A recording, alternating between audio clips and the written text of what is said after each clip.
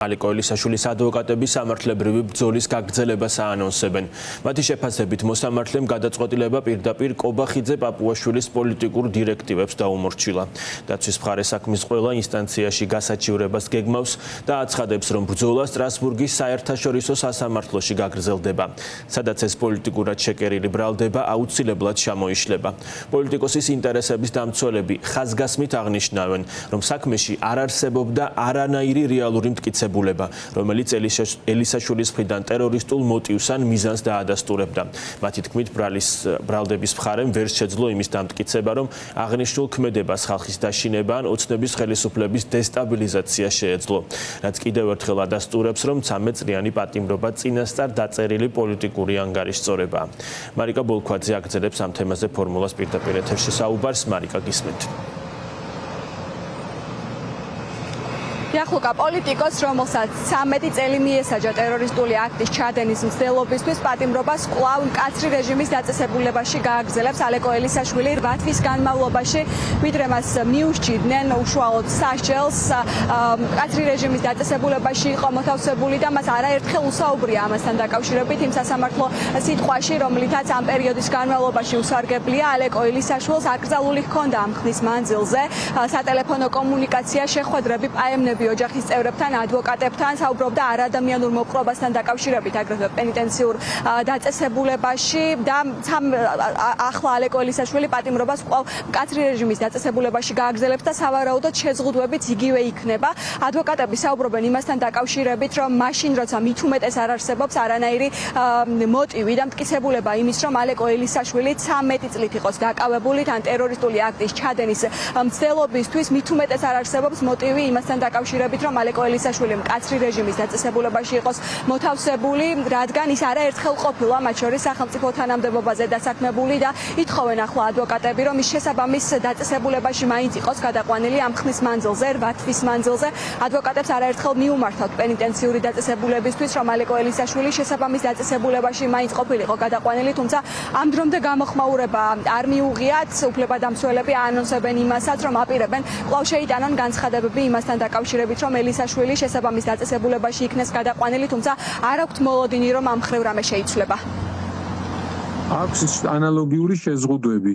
ოჯახთან კომუნიკაციის შეზღუდვა, ადვოკატებთან სატელეფონო კომუნიკაციის შეზღუდვა, გარესამყაროსთან კავშირის აკრძალვა და სპეციალურად ცდილობენ, რომ ყველაზე მკაც რეჟიმის ციხეში ყავდეთ ეს ოპოზიციონერი პოლიტიკოსი და პოლიტიკური პატიმარი, რაც პირდაპირ მიანიშნებს იმას, რომ არანაირი სამართლებრივი საფუძველი აქ არ აქვს. ძალიან გასაკვირია, როდესაც რუსეთის სასამართლომაც კი 6 წლიანი სასჯელი მიუსაჯა მას იმისათვის, რომ იარაღი ეჭირა ხელში და იარაღით ხელში იცავდა უკრაინულ ხალხს. და ქართულმა სასამართლომ ყოველგვარ მოლოდინს გადააჭარბა, ყოველგვარ ლოგიკას გადააჭარბა და 13 წელი მიუსაჯა მას 100 ლარიანი შუშის ჩატეხვისათვის და შენობაში 2 ბოთლი ბენზინის მოსხმისათვის. ალეკო ელისაშვილს არაერთხელ განუმარტავს, რომ ის რაც მოხდა, ეს იყო მისი პროტესტის გამოხატვის ფორმა ქვეყანაში არსებული უსამართლობის მიმართ. სწორედ ამით დაიწყო დღეს კახიკალაძემ ალეკო ელისაშვილთან დაკავშირებით გაკეთებული კომენტარი. მან აღნიშნა, რომ ქვეყანაში ყველას აქვს გამოხატვის თავისუფლება, თუმცა ამის ფორმებს გააჩნია.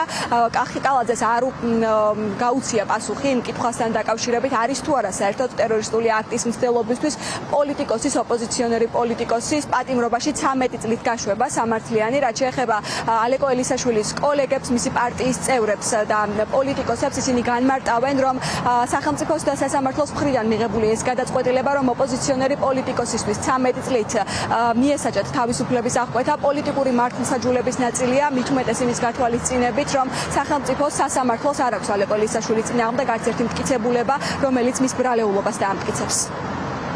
სიტყვის და გამოხატვის თავისუფლება ქვეყანაში დაცულია. ყველამ ძალიან კარგად ვიცით ეს და ნებისმიერ ადამიანს შეუძლია ნებისმიერ საკითხზე გამოხატოს თავისი დამოკიდებულება. თუნდაც აქცია ჩაატაროს, თუნდაც შეიკრიბოს რამდენიმე ადამიანი, არანაირი პრობლემა არა. მაგრამ ყველაფერს აქვს რაღაც თავისი წესი, არსებობს ჩარჩოები, არსებობს კანონი და ყველამ კეთილი უნდა ინებოს კანონის ფარგლებში, რა თქმა უნდა, გამოხატოს, მაგრამ სხვა ტიპის ქმედებები, როდესაც განვსდები, ამას ყოველთვის მოყვება შესაბამისი რეაგირება. ალეკოს მიუსაჯეს 13 წლით თავისუფლების აღკვეთა, რაც გამოგვიცხადა საქალაქო სასამართლოს მოსამართლემ გიორგი გელაშვილმა და სამწუხაროდ ალექსანდრე ისევ გადაიყვანეს ყველაზე მძიმე რეჟიმის ციხეში, სადაც მას არ აქვს შესაძლებლობა შეხვდეს ოჯახის წევრებს, შვილებს გაესაუბროს და მთელი ამ ხნის განმავლობაში მას არც ერთხელ არ მისცემია ამისი შესაძლებლობა და ალეკოს ისევ შეზღუდული აქვს სატელეფონო კომუნიკაცია ადვოკატებთან. ჩვენ მიგვაჩნია, რომ გადაწყვეტილება არის სრულად არაპროპორციული, უსამართლო და დავა დაცვის და ალეკოს მხარის მხრიდან გაგრძელდება სხვა ინსტანციებშიც და რა თქმა უნდა ევროპის სასამართლოშიც. ის რომ პოლიტიკოსი გამოცხადდა ტერორისტად, მაშინ როდესაც საქმეში არ არსებობს არანაირი მტკიცებულება და არ არსებობს უბრალოდ თავად დანაშაული მიუთითებს პოლიტიკურ მართლმსაჯულებაზე და ის რომ ალეკო ელისაშვილი მოთავსებულია მკაცრი რეჟიმის დაწესებულებაში და შეზღუდული აქვს ყველანაირი კომუნიკაცია მის ოჯახთანაც მიუთითებს უკვე მასზე პირად ანგარიშწორებაზე, ვინაიდან არანაირი საჭიროება ამ ტიპის შეზღუდვების და არანაირი მოცემულობა და კანონისმიერი წინაპირობები არ არსებობს.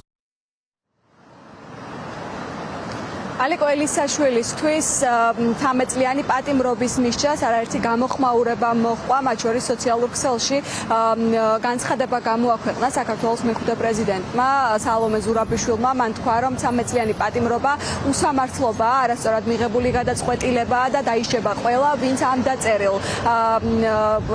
დაწერილ პატიმრობის განაჩენს აღასრულებს და ამაზე ყველას მოეთხოვება პასუხი, რაც შეეხება ალეკო ელისაშვილის საქმეს. ადვოკატები ამბობენ, რომ ადგილობრივ დონეზე აპირებენ, რომ ამოწურონ ყველა ინსტანცია და ყველა ინსტანციაში გაასაჩივრონ ალეკო ელისაშვილის საქმე, მათ შორის მოითხოვონ მისი შესაბამის დაწესებულებაში გადაყვანა და შემდგომში უკვე როდესაც ადგილობრივ დონეზე ამოწურავენ ყველა ინსტანციის სასამართლოს, აპირებენ, რომ საქმე ადამიანის უფლებათა ევროპულ სასამართლოში წაიღონ.